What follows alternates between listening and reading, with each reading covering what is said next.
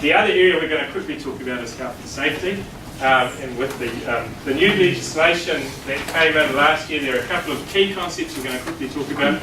PCBUs, person conducting a business or undertaking. If you're one of those people, then you are the primary person with responsibility for health and safety in your organisation. So who is that? Well, it would be business owners or a company itself in the case of, or the trust itself in the case of an incorporated trust or society.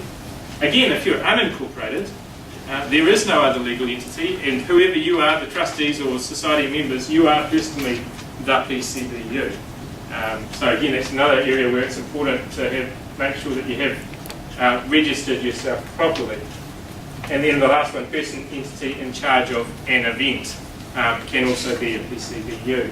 So what does the PCBU have to do? Well, it has the primary duty of care for health and safety. Must ensure, so far as is reasonably practicable, the health and safety of people under your charge. Ensure work environment does not pose health and safety risks.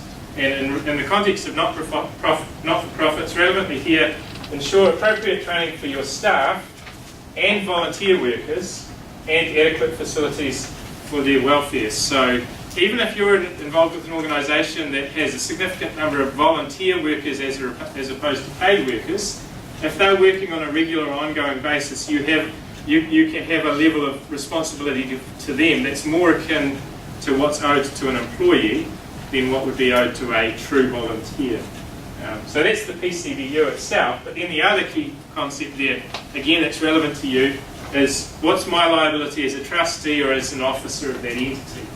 So any other person occupying a position in relation to the business or undertaking that allows the person to exercise significant influence over the management of the business or undertaking can be an officer. So that's going to include directors, trustees, board members, and also people in management positions in those entities. Okay? So what are their duties? Well, the main one is the duty of due diligence. Officers must exercise due diligence to ensure that the PCBU complies with their duties and obligations under the Act.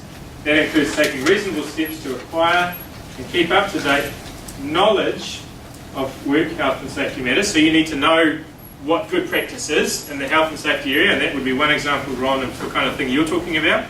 You actually have a duty to upskill yourself in this area and know what should we be doing in terms of health and safety.